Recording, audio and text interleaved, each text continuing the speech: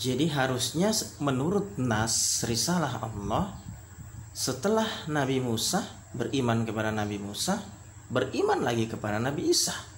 Setelah beriman kepada Nabi Isa, beriman lagi kepada Nabi Muhammad. Harusnya seperti itu manusia. Harusnya seperti itu. Tapi bila praktek pada kenyataannya demikian, kita juga tidak bisa paksakan.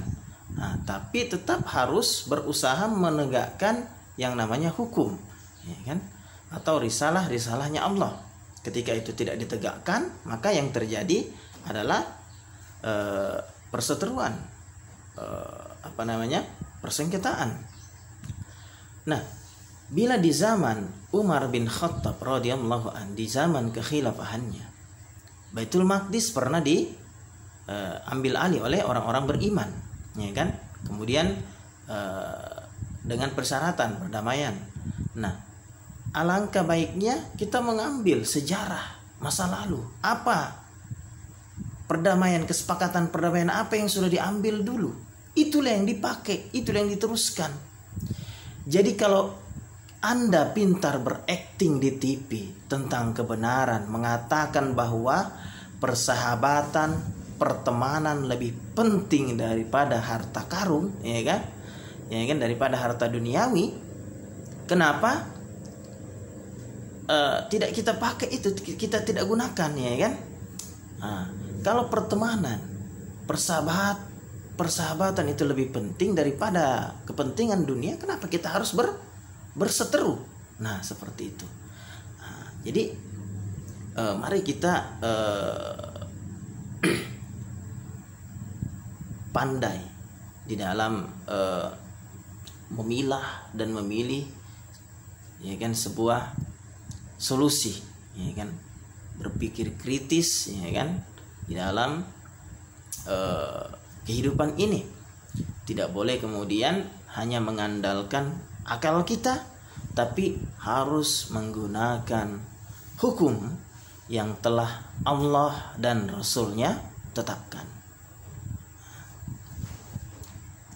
Itu saja mungkin sedikit pencerahan tentang apa yang terjadi pada Israel dan Palestina, ya kan, di jalur Gaza, maupun yang terjadi di di rakyat Palestina, ya kan. Harusnya kalau kebenaran itu diambil, itu tidak terjadi. Dan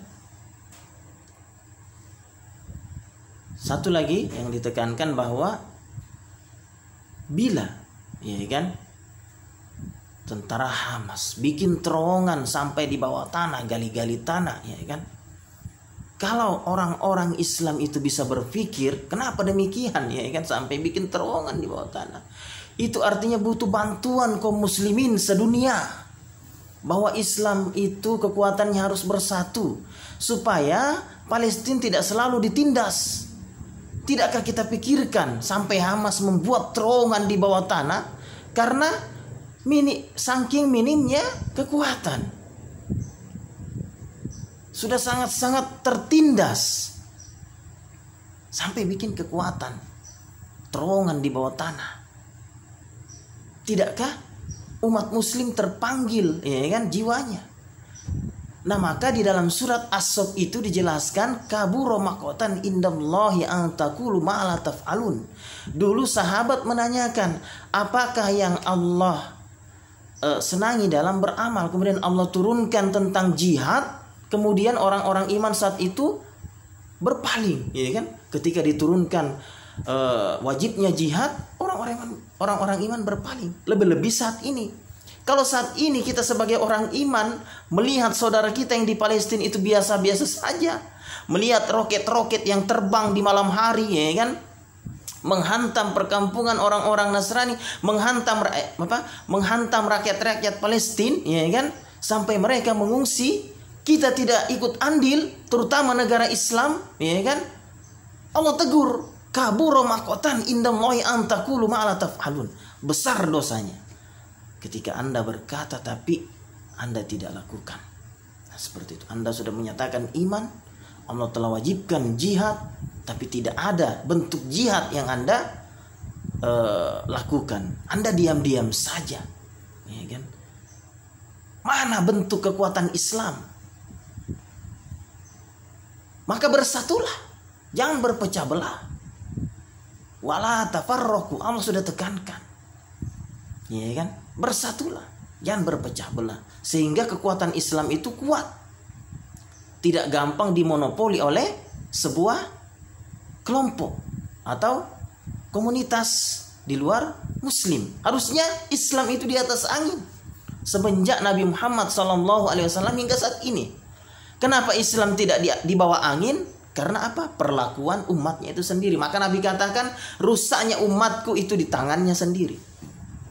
Maka ayolah kita kembali, kemudian introspeksi, berdiri di atas Al-Quran dan Sunnah. Sekian sedikit pencerahan, motivasi, ya kan? Kurang dan lebihnya mohon dimaafkan. Kesempurnaan hanyalah ada pada Allah Subhanahu wa taala. Semoga bermanfaat. Assalamualaikum warahmatullahi wabarakatuh.